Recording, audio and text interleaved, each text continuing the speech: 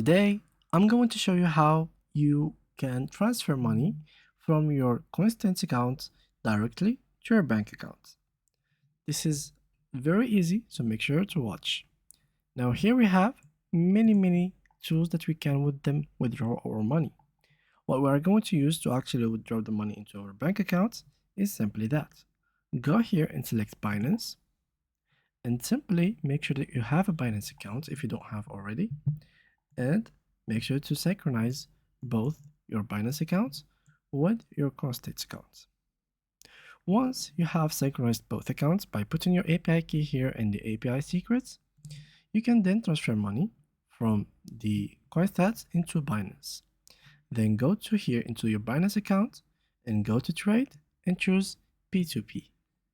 From this area, you will select sell, select your currency, let's choose for example euro, and here select all the payment method or simply the payment method that you want.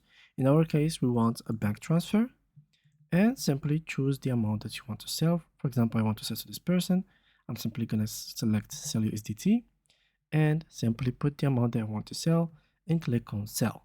It is very easy and simple.